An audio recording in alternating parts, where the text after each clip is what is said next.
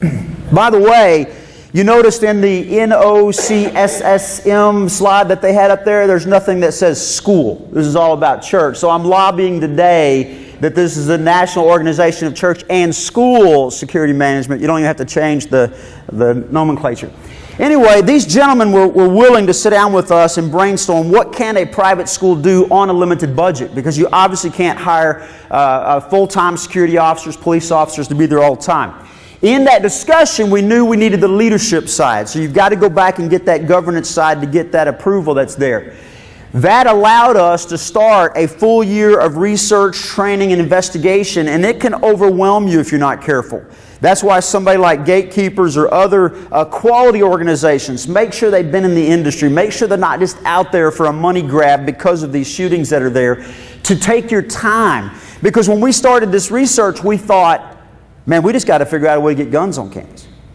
And we realized that was one of the last things we should ever consider as we moved into this because of liability and all the other items. So all I want to do today is walk you through our decision tree, and hopefully part of that is something that may generate an idea for you at your facility with your team to say, hey, you know what, that's something we should consider. Or that's a step that we skipped that we can go back and strengthen, because every year as we walk through this, you're going to learn something different that's going to help you solidify your protocols. So the components of our overview, we started with the facility itself. We're in a building that's about 196,000 square feet that has about 400 entrances, as most churches built in the 90s were. Multiple buildings cobbled together as churches and schools have funds. We don't own the building. We lease the building from a church. Harvest Church started the school 25 years ago. So we really had to take a hard look at that and determine how do we even secure this facility. From there, we had to look at who's on campus daily. What's our staff going to do? What are our parents going to think? What are our students going to respond to this? How do we keep them up to date without letting them know all the secrets of what we're doing? Because we're there every day, not just gatherings on weekends or youth night. From there, we had to think through the idea of it's not just about security. Typically, if there's an issue on campus, how are we going to respond medically?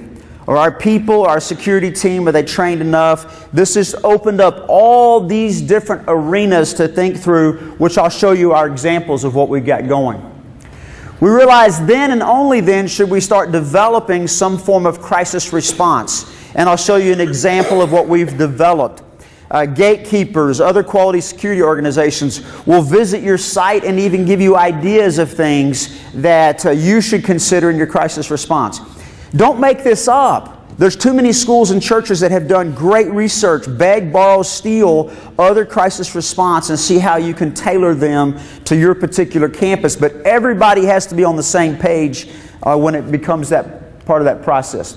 Then you've got to determine how are you going to communicate in that. How are you going to communicate with the local law enforcement?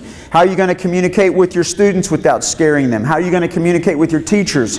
By the way, most teachers don't walk into this room with a warrior mindset.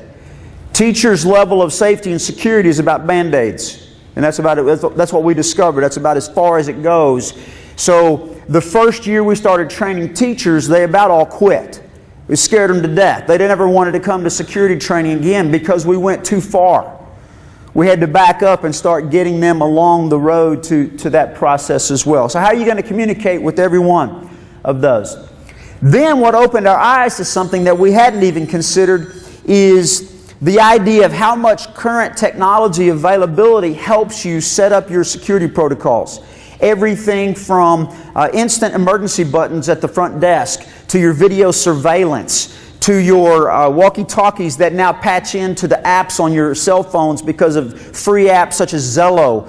By the way, if you've never used Zello, when I was helping with Hurricane Harvey boat rescue, that was the tool used by all civilians in that boating. And I was amazed that hundreds and hundreds of people that have never met could communicate which neighborhoods to hit and what addresses that are there. So there's powerful tools out there.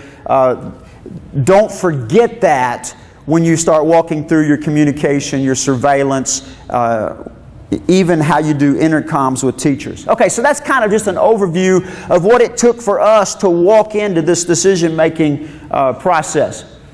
Now, when we started developing our security plan, we had to start with some idea of what are we going to allow.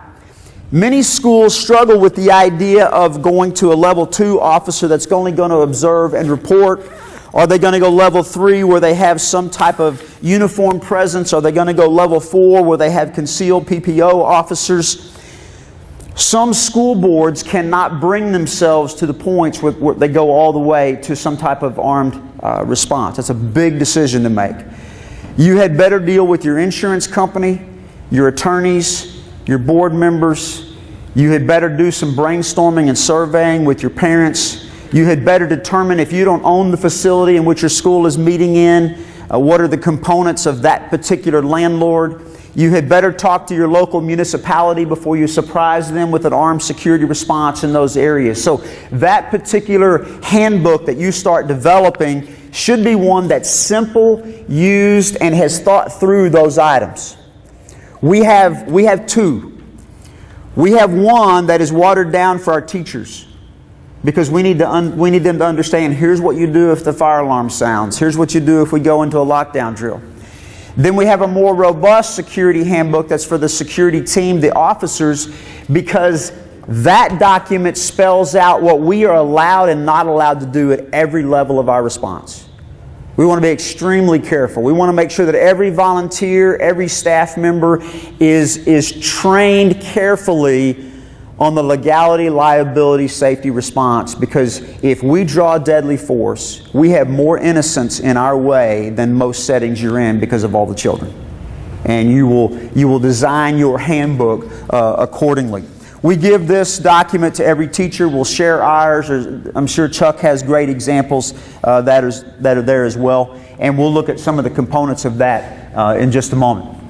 So when we started developing our crisis response, our security handbook, we learned from these law enforcement and security companies that we had to take a hard look at our perimeter, starting with the parking lot. How do people access our facility? This is no surprise to you, but these are the components that you've got to go through even in a school environment. What doors are you going to allow them to go in? What time of access? So we literally had to go to a key and badge system. We don't give badges to parents. If you walk into most private schools today, you can gain entrance in about 10 different ways, especially if the kids let you in any locked door. They're trying to be nice. That's one of the things you'll notice in a church and school environment, is that Christians are too nice.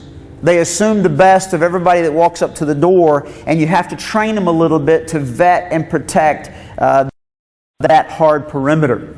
So some type of key and badge system. All of our parents used to carry a badge where they could badge in. We abandoned all that. Only our employees can badge in the building. Everybody else comes in when and where we tell them to. And when we explained that to our parents and our kids, they had no issue with it. We thought we would get bigger kickback from that. If you come in our building now as a visitor, even a parent, you'll be verified on every visit. Your background check is automatically run through a system such as Raptor. Raptor can be designed to check for any felony, any sexual predators, those types of things at our front desk. In our school, we had to redesign our main office so that when you walk in the door, you're not at anyone's desk. The secretary is already at risk if you're at that desk. We develop what we call a man trap. You walk into it. The outside doors of our school are always open. You open that door, you walk into this hallway that has additional glass doors at the end that you have to badge in. There's an office over here that's at a glass sliding door, and that's how we communicate with there. That's where your driver's license is presented, or you don't get in the school. Doesn't matter who you are, other than children, obviously, that are enrolled. So go all the way to those types of details. And then that secretary has to have an ability to communicate with the security team. So we have literally a hot button. You can buy these things that are Wi-Fi. She hits a button. It sends us a text instantly. She doesn't have to communicate anything. On your computer screen through things such as Raptor, there's also a hot button. You can click it. It will send a text, an email, and a phone call to any phone numbers you enter in there. So our administrative team is communicated with all of those. Then she has a two-way radio if she wants to. Our code word is customer service. Let me get somebody to help you, sir. Customer service needed at the front office. We're not trying to scare anyone. You've got to have multiple communication tools available when you start this verification, because as soon as you ask for somebody's driver's license, they get nervous if they're there for the wrong reasons. We have homeless people, as you know, come to churches all the time. They get a little irritated. We'll have a drunk walk in every now and then. They get a little irritated. You're going to have these kind of things that the perimeter needs to catch for you. Moving from there, surveillance. We realized then that we needed to look at these doors. So all of our doors are locked all day long. Every door has video surveillance on it. Our technology department is typically at their desk doing technology work, and our front office. So they literally monitor our cameras live in all those settings. Every security officer has an app on their phone where you pull up your surveillance through the app and you can look at all your cameras or any individual camera at any point in time. That's a free app. You can use lots of different surveillance companies. Protection One's a good one. You can do cameras yourself with free software that's out there. You can buy these things on eBay for $200 each, or you can go get a $1,000 camera from a company such as Protection One. The surveillance changed our response protocol, because as soon as there's any call for customer service or a need on campus, the technology department is already in our ear on communication, telling us what they see inside and outside the building that's there. By the way, this also helps with your student discipline. They think the cameras are there for them. So, you can tell them all day long, hey, I know what you were doing in the hallway. You might as well come clean and tell me. And they're like, okay, you got me. I don't even have a camera in that hallway. But anyway, they think such at that point in time. Then you've got to get to the point where you're doing some level of training. This is where we had to really learn and back off. Every school does fire drills. They just do. Nowadays, every school does some type of shelter in place or lockdown. In Texas and Oklahoma, you better do bad weather drills. We don't call it tornado drills, we call it bad weather drills, but that's the only reason you drill. You got to have safe rooms. You got to have your maps. That's why these types of documents become extremely important. Every teacher has every security map in color. It's not only in their room, posted on a clipboard when they leave, it's in their bag if they find themselves in a different part. There's a fire map, a weather map, and a security evacuation map. So start dealing with the thought process all the way through. This is as good a point as any. We realized that our teachers were going to forget a lot of things. So we provide every employee with a go bag. Now our teachers are there all day long, and they can put other little things in here as well. But every teacher has a go bag. In that bag is a reminder of the security, the maps, the guidelines. We train with these. We've even gotten to the point now that our building's so big, we give them things such as glow sticks. So if we go into some type of drill or there's a reason they have to leave their room, they're leaving indicators behind for security because we're clearing the building as we go. Green glow stick, their room's clear. Red glow stick, there's a problem in their room. Maybe there was a child that got hurt and they didn't feel comfortable moving them. Maybe there was something that broke out in their room and that's the room that we need to go to. So when the security team is sweeping the building in any drill, fire, weather, or shelter in place, we immediately know the places we don't have to go. And it speeds up our response as we're going there in those. And they can leave us any indicator of problems that are there. So you'll learn in your training with faculty and staff the little tips and tricks of the trade. But every teacher has a go bag. She has a small first aid kit. She has her rubber gloves in case a kid has a nosebleed. But then we take it to another level, because we've learned through our security awareness that bad things are going to happen at school even if there's not an intruder. So we have what we call tactical medical bags. And our training got to the point that we are now training teachers on tourniquets, chest seals. A kid could fall down at a playground and get a piece of fence stuck in their chest, and puncture a lung. Israeli bandages, gauze, blood clot material, scissors to cut off clothing.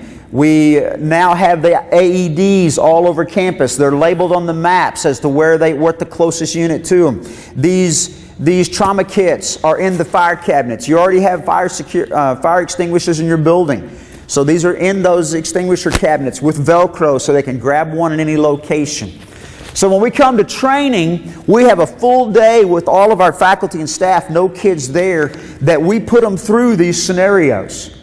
We put them through a trauma situation where we've got children trapped in a room, or a teacher hurt by some reason, or we've got an active intruder, and they have to know where these are. They have to respond. They have to work it out with our security team watching. We try to raise some stress inoculation training for them because most of them don't know what it feels like to lose the dexterity of their fingers and to have their focus of their eyesight come down because of the stress that they're under. It was hard at first, but this changed the culture of our campus. Now our teachers walk around each year seeing for themselves situational awareness that they never would have known before. Now they contact us early in the morning when they say, you know what, there's a bag out in front of the school door. We don't know what that is. Well, in 2014, they would have just gone and rummaged through it. Now they're trying to think outside the box of how do we get involved? What do we do with these children? So this training aspect can't be just once a year. It's got to be continuous. You've got to remind them. You've got to give them the tools.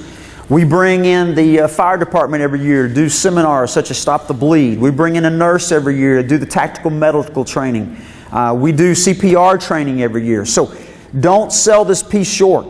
And if you're dealing with faculty, staff, or volunteers, you've got to get them all at that level. So every one of our employees, every one of our volunteers is certified CPR, AED, tactical med, so that we try to provide the safest environment possible. We didn't do all that in 2015. But over 5 years, you'll start adding some component to all of those items as well. You see, we're not even to the security team yet. All right, so there's a lot that goes into these decisions. Then you've got to decide what level of information do we give our students. They have to understand a fire drill. They have to understand a bad weather drill. You've got to walk them through it. But when you start doing the lockdown drills, when you start trying to help them understand that this is not a joke and what do you do if there's a real situation, there's a fine line there on what you feel like you can and can't do. Because whether you like it or not, you have to realize that even in a private Christian school, the majority of your problems are going to come from one of your current students or one of your parents. It's typically not going to be some unknown person. You've got nasty custody battles with your parents. And they're not intending to boil over, but sometimes it just does. You'll have, especially in a daycare environment, at least once a year we have some parent that's banned from some child that tries to pick them up. Okay? You can handle that calmly and carefully, or you can freak out and it becomes a bigger issue than it should. So you have to be careful as to what information you allow these students to have in this. But you've also got to prepare them. So we literally go room by room with our training with our students, and we, at age appropriate, show them in the room. In our rooms, we have on the wall with the maps that tells the teacher the 7 things to do in a lockdown. We have black screens that cover the windows. They know to lock the door. They know to turn off the lights. We put red tape on the ceiling grid where the safe zones are, and we train so they know if they're behind the red tape, they're at least in the safest possible place in the room. That step alone helped teachers rearrange their classroom, not just from a teaching standpoint, but from a safety standpoint. Because most of them have their desk and their bookcase over in that safe zone and realize that, well, my kids can't get over here. So they literally rearrange the organization of the classroom to provide a place for children to huddle. Then you got to keep them quiet. You got to have the younger ones, you talk to them about tying their shoes. We run drills where we have I had 2 boys graduate from Harvest Christian Academy. And as they got older, our teachers didn't like them because I had to use them on security training day. So they were the bad guys in the hallways, and now when my sons walk the halls, they're scared of them. But they literally are pounding on these doors during lockdown drills, begging to be let in to see how that teacher nurturer heart responds. whatever it takes to build that stress for them in that particular student drill. In high school, we literally walk our students through these concepts of, hey, you know what? It's okay to be prepared to fight back. We're going to get you in a safe zone, but it doesn't mean you just lay there and be a victim. Get things off the bookcase. Get that chair ready. Get that stapler ready. Get whatever you're ready. So if the wrong person comes through that door, you have permission to respond. If we have to go into priority 1 evacuation when we decide it's safer to get you out of the building, bring something with you. So if you encounter something along the way, you throw it, push it, whatever. So there's a whole component here of what to do in that particular environment. Then we get to the radios. How do you communicate? Most schools have an intercom system. It's probably designed in about 1976. You push a little button, goes to all the rooms. Most churches don't, but there's ways around that. We realized that our teachers needed better access to communication. All of our administrators carry a radio. We have a security channel and a regular school channel. You can get simple radios, and this is not an advertisement for whoever's on the table there, but it was timely. A lot of the inexpensive radios now even are able to toggle back and forth, where you can listen to 2 channels and respond to either one. They all come with some type of earpiece or Bluetooth capability. So if you're in a uniform environment, you can have that in at all times. Your app will pick up on this. So we went to the level of actually installing in every classroom an internet phone. Voice over IP, because they're very inexpensive. We didn't go buy all these landlines and paying for all these different numbers, but we realized that teachers needed more than one way to communicate. Teachers are not going to deal well with a radio, and you don't need 40 people on the same channel all at the same time.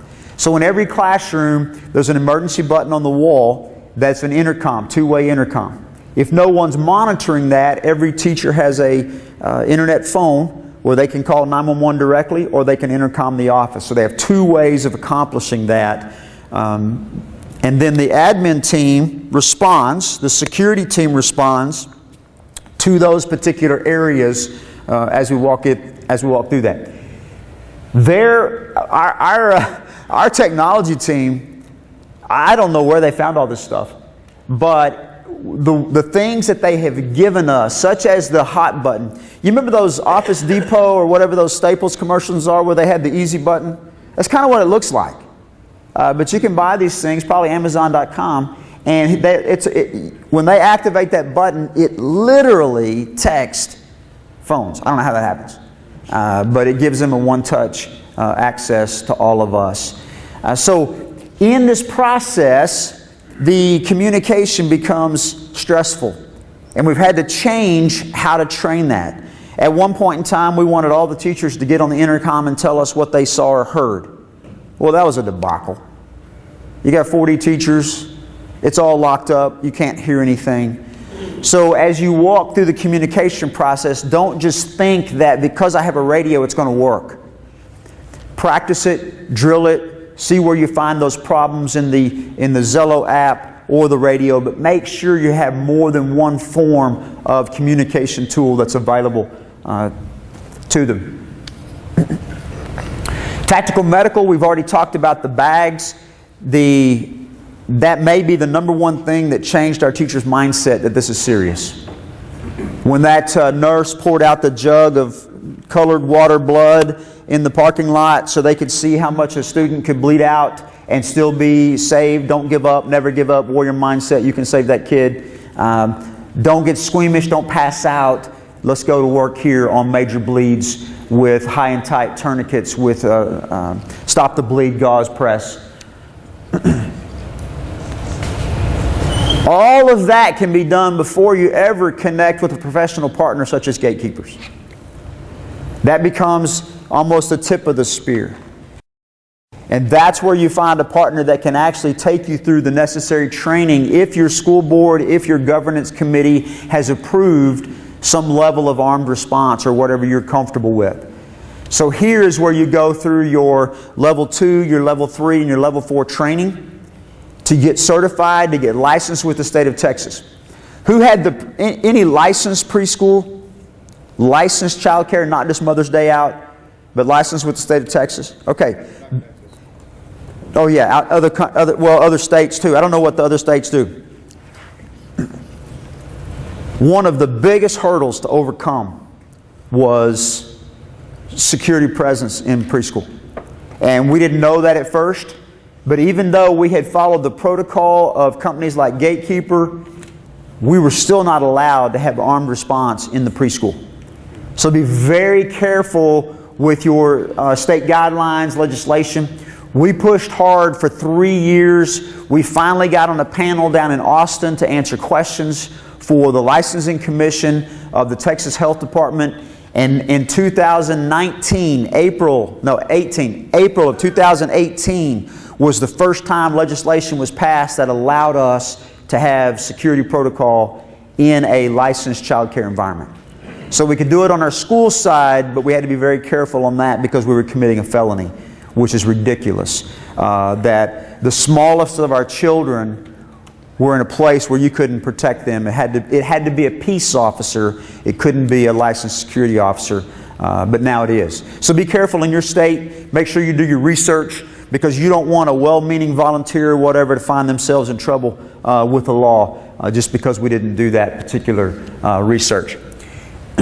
I don't know what companies, obviously you're here with the national conference sponsored by Gatekeepers. I don't know what else is out there in different states, and I'm only speaking from a Texas experience on what we went through to find out if this was possible or not. Then comes the biggie. Then comes that security team. And believe me, we don't have it all together, but you know because you're here, there are people in your organization that have that ability, that background, and that mindset.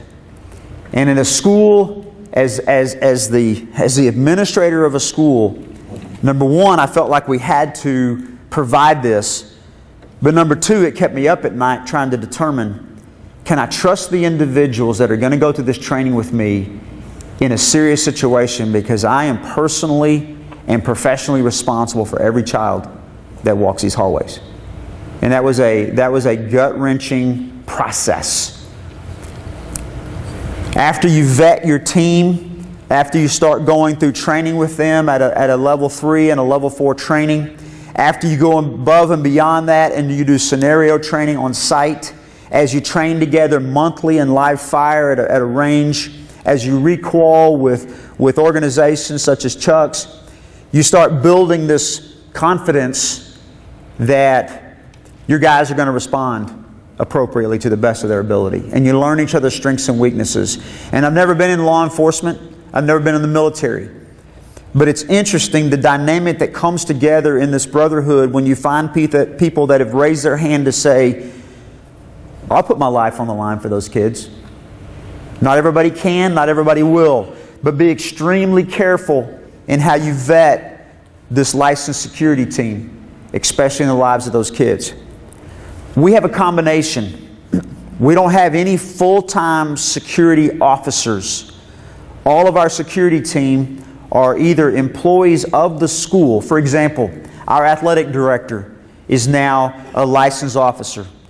So he does his job, but he goes through all the training with us. Our business officer, former military, 82nd Airborne, he is our chief of security. So he's gone through all the training. He brings his background training. So they have their day job, so they're already on campus, and then they're willing to respond, which is what most of you find yourselves in because you can't afford the other. So with the professional partners, allowing your dollars to go further because you're already using people that are there on site, you realize that now you have between 5 and 10 people capable of responding and covering events. And it's the equivalency of one salary if you were hiring one full-time security officer or police officers part-time. So those are part of the decision that they go through. So every day on campus we have 4 or 5 full-time people that are PPO level 4 concealed and doing their regular jobs. Every morning during school drop-off, we have at least one person level 3. We have the uniform presence to present the hard perimeter, and they're out there at drop-off greeting the students, and the parents see the uniform with the duty belt and the weapon. At all public events, if you're going to unlock those doors for graduation, for award ceremonies, for football game, for basketball games, anything that goes public, where you're no longer able to vet everybody through a man trap, we also moved from level 4 to level 3 at that point in time. So we had to put Wi-Fi at our football field. So we had all the same communication tools while we're there as well, not just on campus. And if you look at it, you realize that in all those events, when I went to work for K through 12, I had been in graduate school administration. I'd been a vice president of a college. And when I went to work for a K through 12 school, I didn't realize how exhausting it is. I mean, there's something every night. You know, there's this kindergarten bistro tonight. There's a varsity football game tomorrow. There's some kind of cheer competition. It's just, luckily it's a Christian school and we don't do anything on Sunday. But it's just nonstop. It stretches your security team, because you don't have the ability to cover all of those events. And that's where you have to also vet some parents or volunteers that are there. So we have some part-time people that go through the same training that can volunteer for those.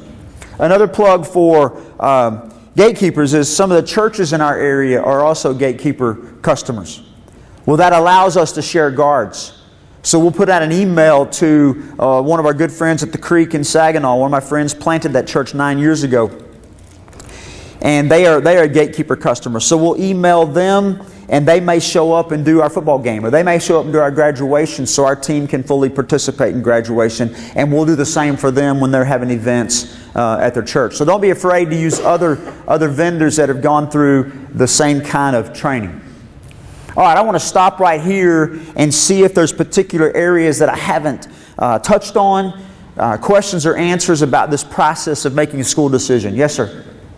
This looks expensive. How did you figure this into your school budget? How did you work all that out? Well, surprisingly, it wasn't as expensive as we thought. Okay. Now, we did have upfront cost, but we had to do it over time. For example, the first year we did this, we had a school board member to say, I'll go raise $10,000 if we can start making our school safer. So with the $10,000, we determined, what can we do? We decided to start with video surveillance. How many doors can we cover that year? Then we started working some of it in the budget. So literally, we now budget $25,000 a year towards security. We can't always fund it, but that's what we're trying to accomplish. That allows us things such as adding an AED, doing the trauma kits 1 year. All of our training that we get at our teacher in service each August is free. We've never had to pay for any training. There's always somebody willing to come do it. A law enforcement official, a fire department, a nurse, somebody like that. One of our parents is a Red Cross coordinator, so we get all of our CPR training for free. So those are the things that surprised us when you start talking about school security with your community and your parents. The number of people in your community that have those connections. For example, we got our AEDs for like $200 each because one of our parents works for that company. You know, so there's all kinds of ways that people start chipping in. Our volunteers that are on the security team pay for all their own equipment. All right? We don't reimburse for duty belts, weapons, all that. They're willing to step up and pay for all their own equipment. Most of them, when they go level 3, they're wearing a vest as well. That's expensive. Even our parents that have stepped up to go through the training, they know they're not getting reimbursed for those items. It is expensive, but what we discovered, for less than the salary of one person each year, we've covered our campus. Now, it took us 5 years to get to this point. We didn't have all this in 2014. We had, you know, maybe that notebook, maybe the handbook, or that's what we think we're going to do. Then, on the technology side, we found people that work for Oracle, for instance, or Cisco, that are always looking for community service projects. And they're the ones that researched and found these products that are inexpensive or free apps and changed our whole mindset. So don't just stop and call a company and start paying those dollars. Because you're right, you're probably looking at maybe a $500,000 investment over time. And literally, it's cost us less than $20,000 a year to get to that point in time over 5 years. Praise God. So yeah, there's a way to make that happen. And believe me, we're not where we want to be. And there's probably churches in here that could put this concept to shame. But man, we want to share our story to any church or school that's out there to together get the best idea. It's a good question. Yes, sir. Do you have that security handbook that I could get a copy of it? Yes. Matter of fact, what I'll do, Chuck, is the best thing to do to send you a copy of that, and then you can distribute it to anybody that wants it. Sure. Or I'll just give you my email afterwards, my card afterwards. I'll have some of those available. And if you want some of those resources, we can just send you the document. And it's in a Word document. You can edit it. I mean, we're not gonna. There's no charge for that kind of stuff that's there. And I only brought my sample to look at in that. Any other questions? Yes, sir. Over here. You mentioned two apps. One was Zello, and another one was for putting your surveillance Yes. on your smartphone. Could you give us, I looked up Zello, but could you give us more information on the surveillance app? I will have to text our technology department. You're going to put me on the spot here. My phone died. I had to reset it, and I haven't even gotten it reloaded this weekend yet. I'll get it for you before we leave today. But it's a free download. Ours may have come. No, it's not. It's a third party. It's not from Protection One. It's a third party video app that allows you to pull those up. Other questions? Yes, sir. Okay, good deal. I think he wants to record or make sure we can hear your question. So I'm a lover of all things technical. Yes.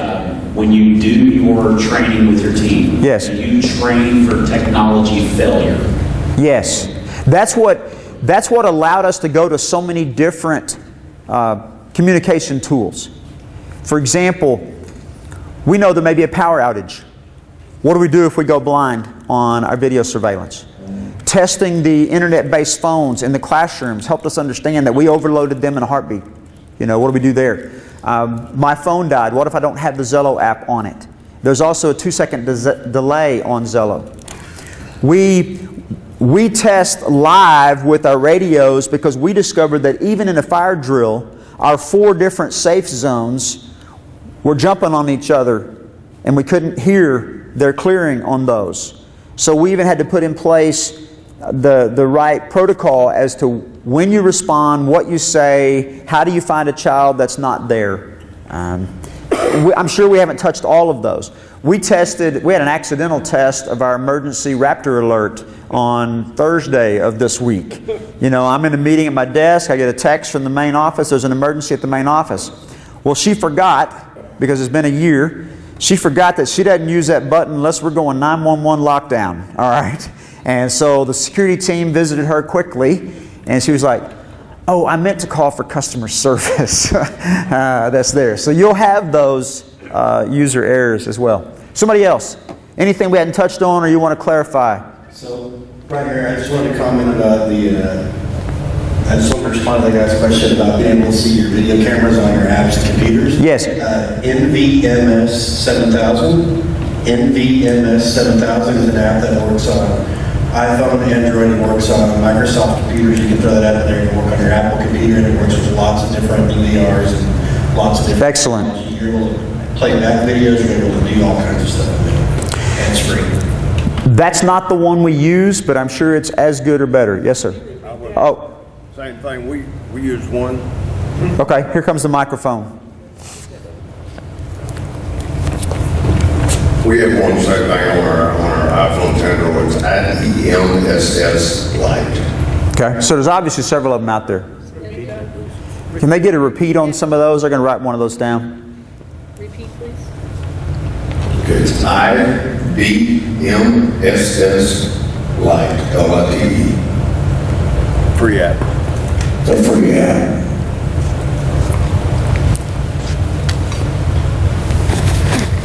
You said you use Raptor to do a background check on visitors at the school. So this is like an instantaneous background check. Yes. A visitor comes in. Yes, it's online. It's a scan. You scan their driver's license, and it It pulls up on a screen. It shows you a picture of who they are to make sure that you've got the right person scanned in. And believe me, you'll find some interesting things that people don't even know. We had a paint contractor come in May, scanned, screen went red. It's a red and green screen. And he was a sexual predator in Wisconsin. Wow. So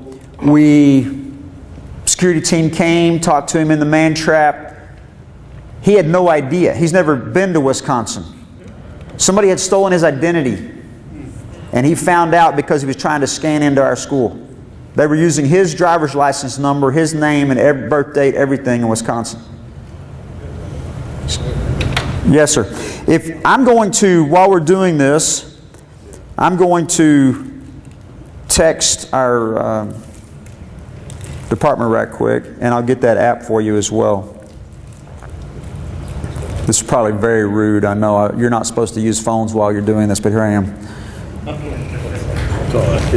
We'll turn our work related. Yes, this is part of the presentation. All right, we'll see if we get an answer on that. All right. Yes? Yeah, I have two questions.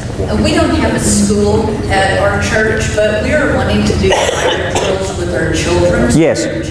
Do you need to get parental consent for that? And have you ever done congregational fire drill? Okay, good question. When you're given the responsibility of supervision of children, so for example, if parents have dropped their children off with you willingly, you have permission to do a fire drill with them. Okay?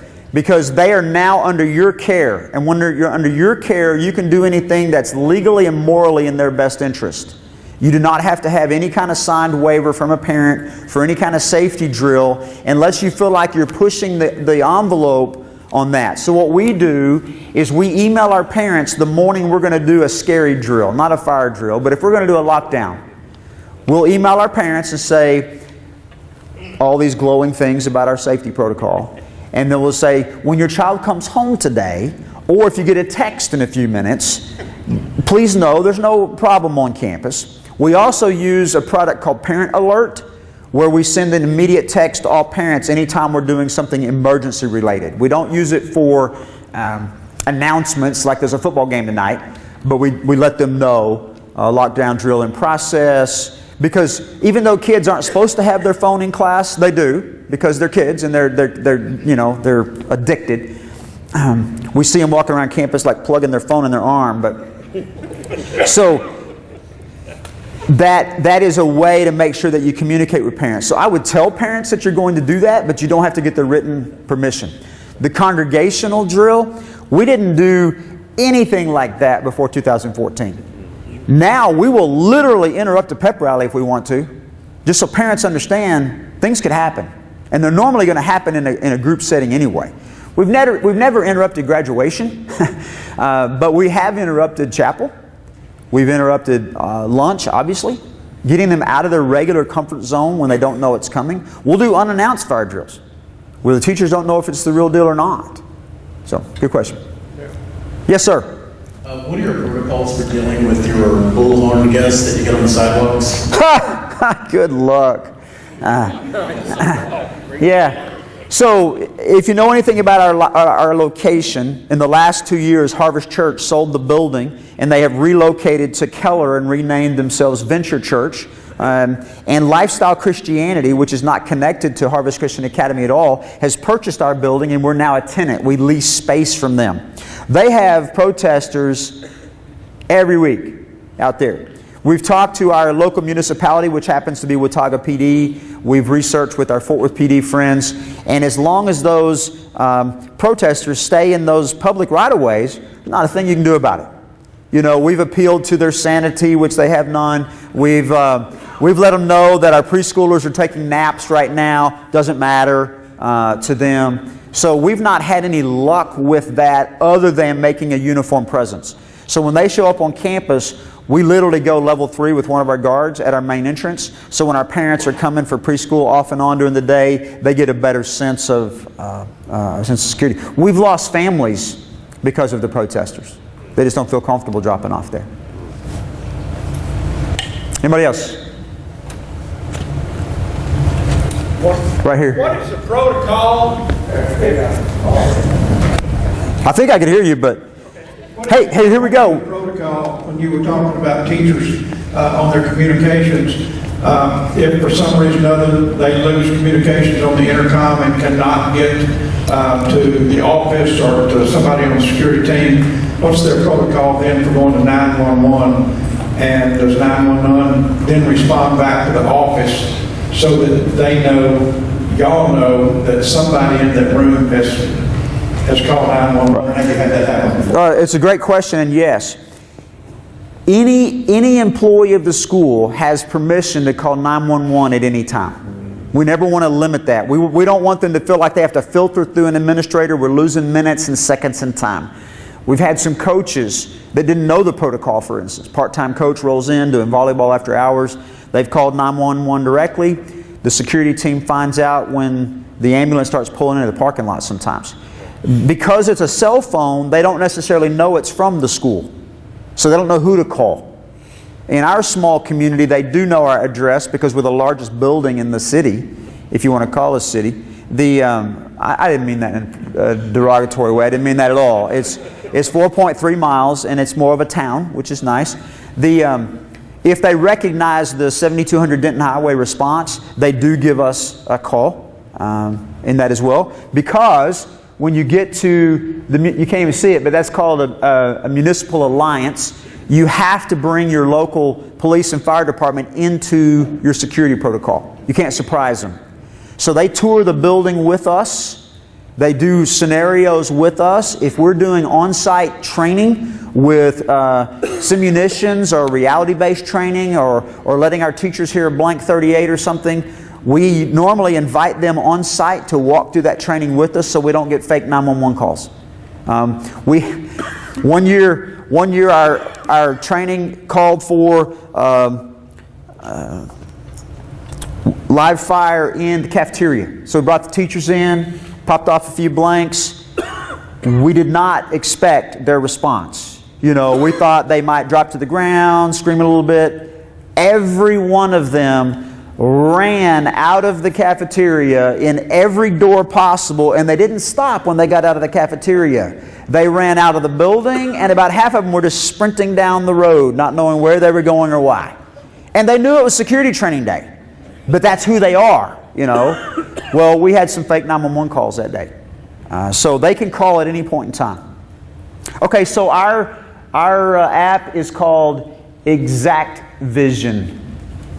EXACQ, Exact Vision, and there's one for mobile, Exact Mobile. But there's nothing special about that one. I'm sure these other ones are just as good. Question back here. Do you use licensed frequencies on your radios, and do you use repeaters in your building? We do not have repeaters in our building. We have stayed to a small enough radius that we've not had to go licensed. I wish we would. I wish we would go to a digital platform instead of the analog platform, but for us right now it's just been too cost prohibitive. We hadn't gotten that into the budget yet. Someday. Yeah. Terry, I will say something. If you're using UHF channels at all, which is typically the channels, the frequency band that you're using, you are required to register with the FCC. Yes. You are required to be licensed. Yes. So if you buy something off the internet and bring it home, or bring it to your church or anything, it's a UHF or even VHF. UHF is the one that you usually use. And if you have any questions, the guy out here with the radio people will be glad to help you. Registering with the FCC is not an easy thing. I think it is around $300 for a 5-year license or something like that. But go to your local. I would suggest go to your local guys or our vendor out here. And right. Good point. More questions. All right. Let me close with this. You probably wouldn't be at this conference if you didn't feel called to minister, called to protect, and make sure that everybody involved in your team understands a scriptural background for what we're doing.